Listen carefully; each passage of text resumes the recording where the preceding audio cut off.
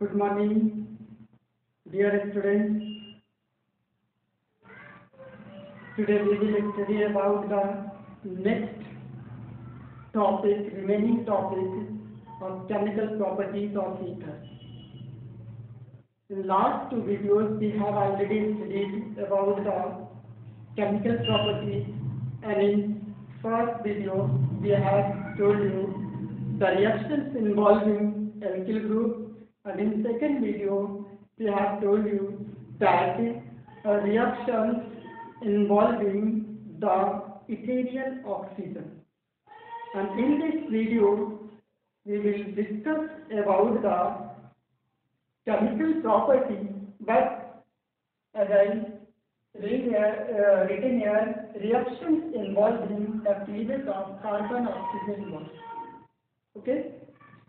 Last video में हम लोगों ने केमिकल प्रॉपर्टी के बारे में ही पढ़ा था, और केमिकल प्रॉपर्टी में पहला पॉइंट जो हम लोगों ने लिखा था वो रिएक्शन इन्वॉल्विंग एल्किल ग्रुप, यानी जो रिएक्शन हमारा होना था वो एल्किल ग्रुप से होना था, और कैसा रिएक्शन दिया था, सब्स्टिट्यूशन रिएक्शन दिया था.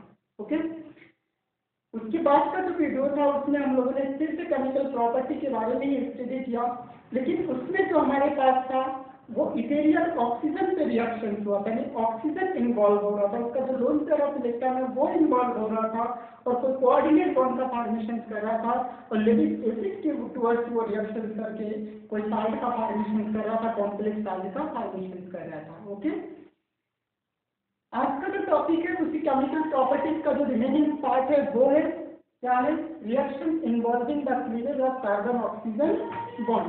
यानी अगर हम ईथर को ऐसे डिनोट करते हैं, ये बॉन्ड यहाँ से रप्चर होगा और यहाँ से बॉन्ड रप्चर होगा, तो चूंकि यह कार्बन है, ये कार्बन है, ये कार्बन है, तो इसके बीच बॉन्ड रप्चर होगा. तो कैसे रिएक्शन देना है वो देखेंगे, कौन से कंडीशन फॉलो करने हैं वो चीज देखेंगे.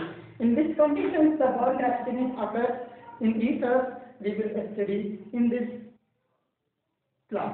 Okay, now first of all the first reaction is reactions with halogen acid. First reaction in this reaction is reaction with halogen acid. यहाँ पे जो हमें रिएक्शन करना है वो हैलोजन एसिड से करना है. हैलोजन एसिड हमारा कैसा होना चाहिए ये बात जानने की कोशिश करेंगे.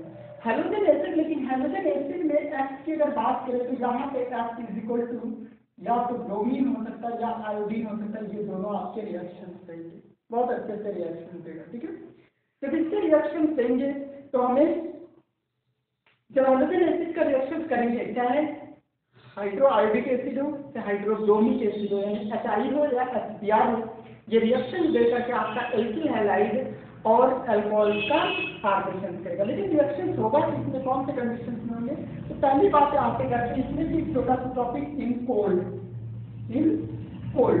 छोटे छोटे टॉपिक ले रहे हैं, और इस टॉपिक को ध्यान में रखना है कि कौन से कंडीशन हम अप्लाई कर रहे हैं और किस कंडीशन में कैसे रिएक्शन दे रहा है. ठीक है, in cold then halogen acid like HI और HBr treated with ether to form alcohol and alkyl halide.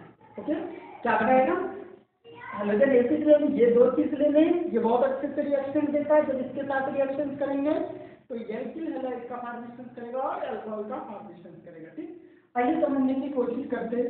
Skeleton बनाते हैं ROR, इस तरीके से हमारे पास है डिफरेंस, और प्लस हमने यहाँ पे क्या ले लिया, HI ले लिया, या सबसे पहले HX कर देंगे हम यहाँ पे HX. ये कोल्ड में आपका रिएक्शन हो रहा है, एरो के ऊपर इस तरीके से लिखा होगा. रिएक्शन को जब कंप्लीट करने के लिए कहा जाएगा उस समय आपके पास ये चीज दिखाई देगा. ओके, ये बना देगा आपका RX और प्लस ROX. एल्किल हैलाइड का फॉर्मेशन करेगा, alkyl halide and second is alcohol. Okay, two compounds, alkyl halides and alcohol. Now I'm taking here example C2H5O C2H5 diethyl ether, and when treated with hydrogen iodide, one is formed ethyl iodide and second compound is ethyl alcohol like this. Clear? If this ether taken as unsymmetric, like suppose CH3 or C2H5 and then treated with SBr in cold. Okay, cold. Cold में अगर हम HI और इसका reaction करते हैं तो क्या करें? अनसिमेट्रिक को हमें फोकस करना, अनसिमेट्रिक में कैसे रहेगी? The halide ion attacks on the shorted part of ether. Ether का जो शॉर्ट पार्ट होता है वहां पे जाकर के अटैच होता है, because the larger part produce steric hindrance. Steric hindrance. So the bromide or halide ion attached to the shorter part of ether. Clear? Actual में जो हमारे पास लार्जर ग्रुप होता है वो स्टेरिक हिंड्रेंस प्रोड्यूस करता है. स्टेरिक हिंड्रेंस का मतलब होता है भीड़ होना होता है. और जब ये बल्कि ग्रुप होता है तो ये ग्रुप को आने नहीं देता, इनकमिंग नहीं होने देता है. तो बॉन्ड का रैप्चरिंग यहाँ से होता है इस मैनर में. जब बॉन्ड का रैप्चरिंग इस मैनर में होगा, ये आपका पॉजिटिव पार्ट, ये नेगेटिव पार्ट हो जाएगा. तो ये ब्रोमाइड आकर के इससे अटैक कर देगा. तो जो ये शॉर्टर पार्ट होगा वो हमेशा क्या बनाएगा? एल्किल हैलाइड का फॉर्मेशन करेगा. जो लार्जर पार्ट होगा ईथर का वो आपका क्या बनाएगा? एल्कोहल बनाने का काम करेगा. ये दो टॉपिक बहुत इंपॉर्टेंट है, हमें ध्यान में रखना है कि अगर अनसिमेट्रिक हमारे पास ईथर होता है तो उस कंडीशन में क्या बनेंगे और कैसे हमारा प्रोडक्ट बनेगा. क्लियर? आई होप आगे देखिए. क्लियर? ओके. ये तो हुआ कोल्ड में कैसे हमारा रिएक्शन देगा वो जानने की कोशिश करते हैं. नेक्स्ट हम जानने की कोशिश करते हैं कि इसके अलावा अगर हमारे पास व्हेन हीटेड, जब हीट किया जाए एक्सेस अमाउंट में हमारे पास halogen acid. When halogen acid in excess, next point,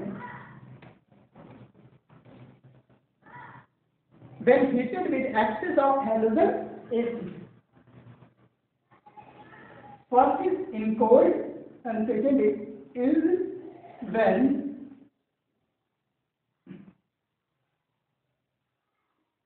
halogen acid in excess. Okay, जब हेलोजन एसिड हमारा क्या होगा? एक्सेस अमाउंट में होगा. Ether form only alkyl halide. Clear?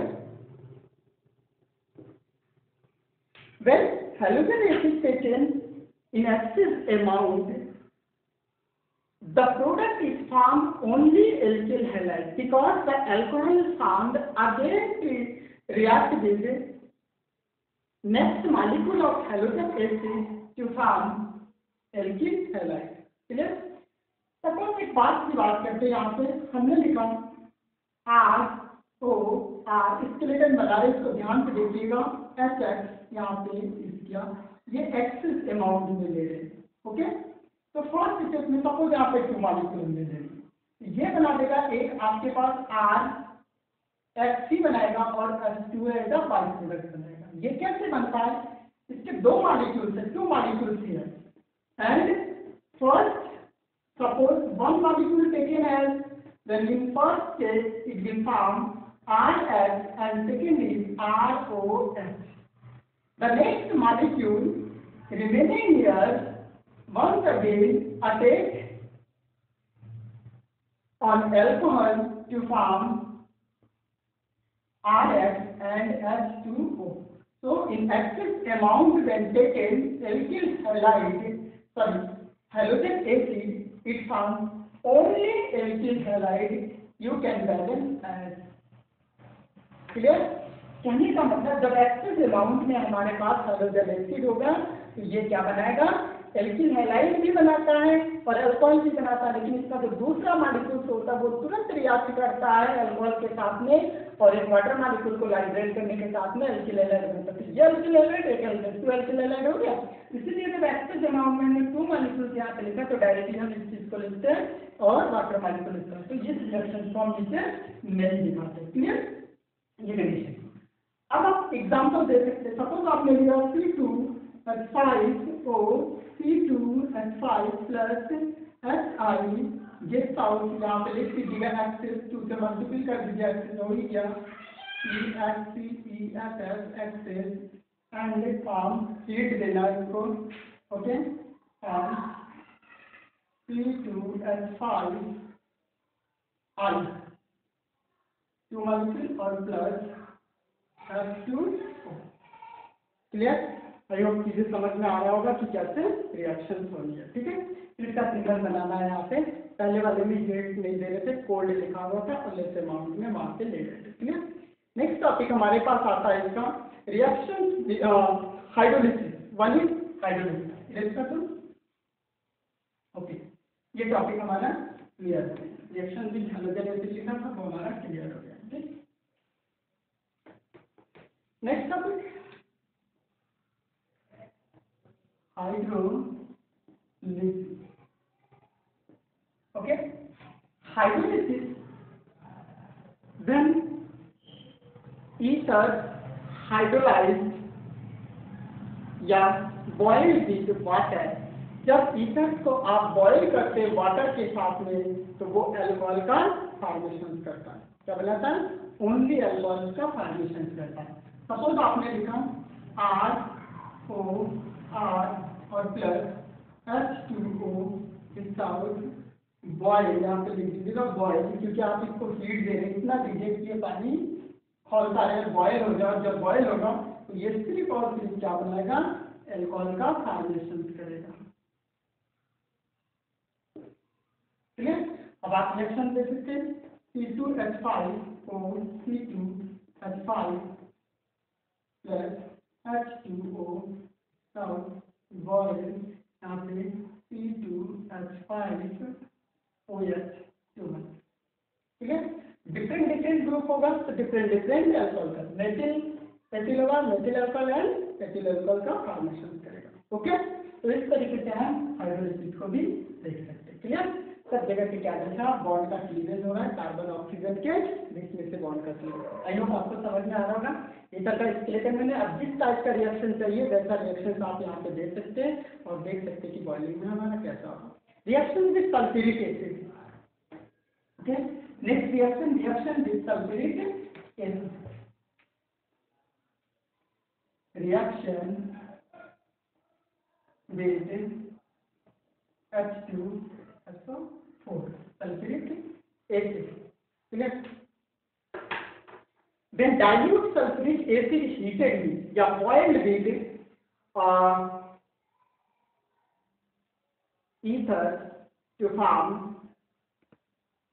alcohol. जब डाइल्यूट सल्फ्यूरिक एसिड को हम हीट करते हैं ईथर के साथ में तब भी हमारा अल्कोहल का फॉर्मेशन होता है। तो हम यहाँ पे लिख सकते हैं when dilute H2SO4 heated with ether to form alcohol. Okay, alcohol. Clear? When you use the word dilute, that means water molecule attack on the ether molecule in the presence of H2SO4 and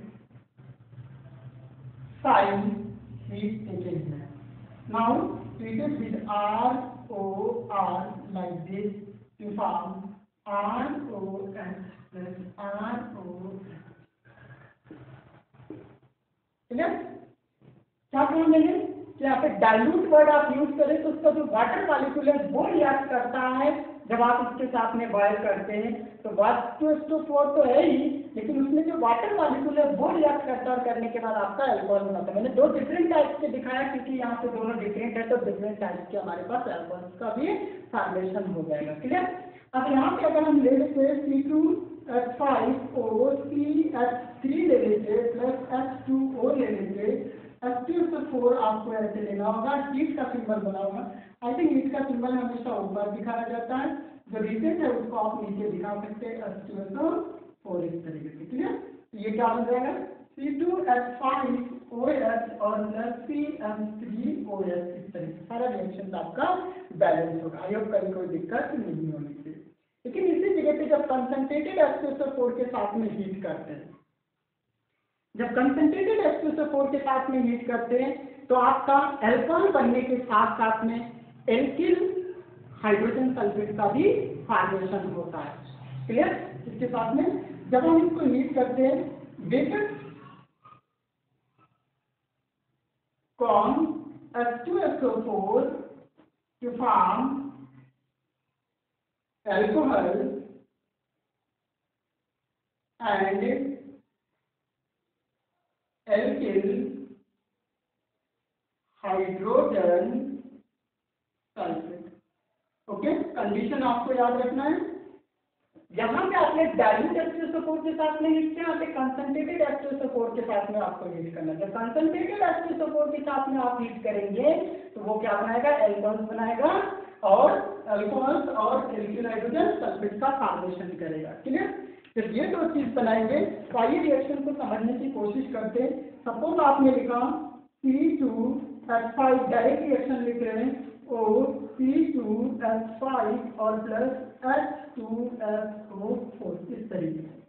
bond अगर यहाँ से रेप्टर होता तो एक hydrogen यहाँ से आकर के जुड़ जाएगा और ये बनाएगा C2H5OH alcohol, ethyl alcohol, and second is C2H5 और SO4 plus C2H5HSO4 ethyl hydrogen sulphate. Alkyl का मेंबर है second member ethyl hydrogen sulphate और एथिल अल्कोहल। ये आपका क्या बन गया, एथिल अल्कोहल, और ये क्या बन गया, ethyl hydrogen sulphate. I hope आपको चीजें समझ में आया। तो हमें फोकस किसने करना है, कंसंट्रेटेड H2SO4 का या फिर डाइल्यूट H2SO4। डाइल्यूट में ये सिर्फ और सिर्फ अल्कोहल का फॉर्मेशन कर रहा था क्योंकि ये H2O से ही रिएक्ट कर जा रहा था, और यहाँ पे आपके पास H2SO4 खुद रिएक्ट करता है क्योंकि ये आपका क्या है, कंसंट्रेटेड है, और जब इसके साथ में रिएक्ट करता है तो दो कंपाउंड बनाता है, एक अल्कोहल बनाता है और एक आपका हाइड्रोजन सल्फेट बनाता है, एल्किल हाइड्रोजन सल्फेट। तो हमने यहाँ पे मेंबर एथिल ले रखा था तो एथिल हाइड्रोजन सल्फेट का फॉर्मेशन हो गया।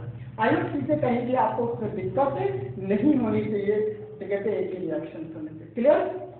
अगर इतनी सी बात आपसे समझ में आ जाए तो नेक्स्ट रिएक्शन हम पढ़ते हैं, reaction with phosphorus pentachloride. Phosphorus pentachloride के साथ में रिएक्शन, फास्फोरस पेंटाक्लोराइड के साथ में कैसा रिएक्शन देते हैं आइए जानने की कोशिश करते हैं। H2SO4 हो गया और फास्फोरस पेंटाक्लोराइड के साथ में reaction with phosphorus pentachloride.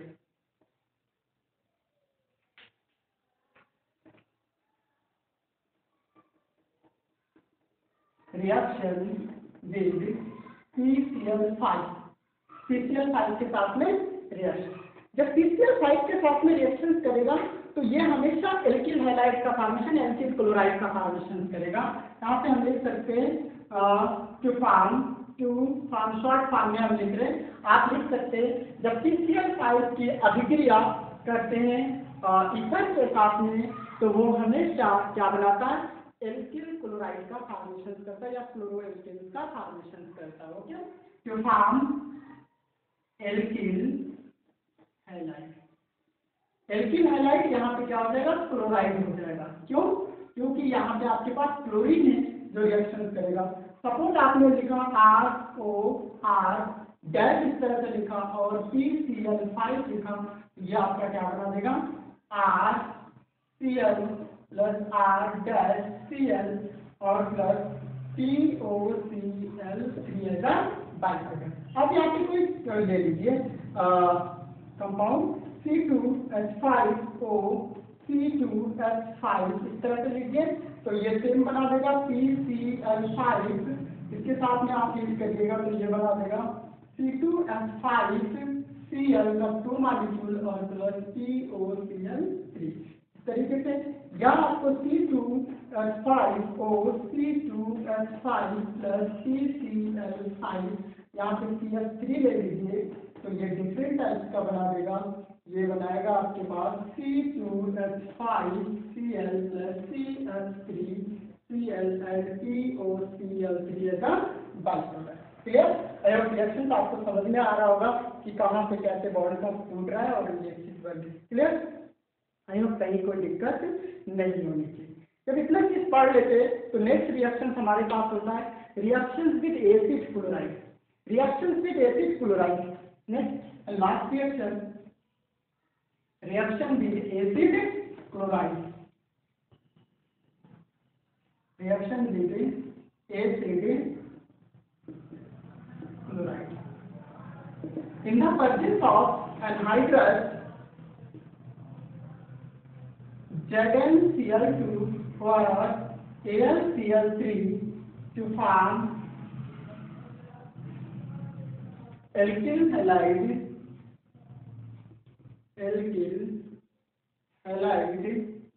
and ester. Well, we have treated this acid chloride in the presence of anhydrous ZnCl2 or AlCl3 to form alkyl halide and second is ester. Two types of compound is formed. Yes? दो तरीके का compound बनाता है किसके presence में, इसके presence में होनी चाहिए। तो एरो के ऊपर आप दिखा सकते हैं एनहाइड्रस ZnCl2 और AlCl3 इसके प्रेजेंस में रिएक्शन होनी चाहिए। किसका रिएक्शन होती है? Acid chloride. एसिड क्लोराइड आपके पास क्या होता है? RCOCl एसिड क्लोराइड होता है। आपको पता है alkanoyl chloride is known also alkanoyl chloride and treated with ether like OR like dash is first।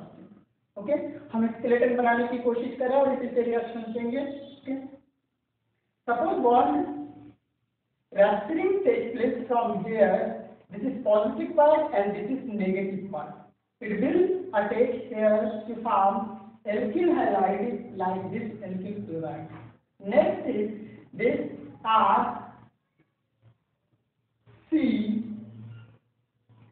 O R dash known as ester। Clear? किस तरीके से बॉन्ड का रैप्चरिंग होगा ये चीज भी मैंने यहाँ पे दिखा दिया। अब अगर हम एक एग्जांपल लेते हैं, सपोज एक एग्जांपल हमने क्या लिया, एग्जांपल यहाँ पे लिया C2H5O C2H5 और plus CH3COCl and in same condition anhydrous ZnCl2 or AlCl3। okay, first is acid, here acid chloride C2H5Cl or CH3CO then O C2H5। Here is unsymmetric ether is taken like CH3OC2H5 CH3COCl same condition anhydrous ZnCl2। clear? The chloride ion will attack on the shorter group methyl group। तो chloride ion में वो किस पे attack करेगा? इस पे attack करेगा, ये बना देगा CH3Cl and the second part is C2H5 and this CH3COOC2H5। Okay, इस तरीके से एस्टर बन जाएगा और एक आपका एस्टर है एथिल एथेनॉइड एथिल एथेनॉइड। क्लियर? ये condition ethyl chloride methyl chloride. Clear? इस तरीके से आपका रिएक्शन होगा। तो समझ में आया कि किस तरीके से रिएक्शन होगा। एक इसी में रिएक्शन से हमारे पास अगर with anhydride, however with anhydride only stress is form, लेकिन जहां पे आपने एसिड क्लोराइड लिया वहीं पे अगर एनहाइड्राइड लेते, एसिड एनहाइड्राइड लेते हो तो सिर्फ और सिर्फ स्ट्रेस का फॉर्मेशन होता है। एक we can write as if acid anhydride taken in place of acid chloride only stress is formed। कहने का मतलब अगर एसिड क्लोराइड के जगह पे एसिडिक एनहाइड्राइड ले लेते या एसिड एनहाइड्राइड लेते तो उस कंडीशंस में हमेशा से आपके पास क्या बनेगा, स्ट्रेस का फॉर्मेशन होगा। कंडीशन वही होगा anhydride ZnCl2 ORR AlCl3। Clear. Suppose यहाँ पे आपने लिखा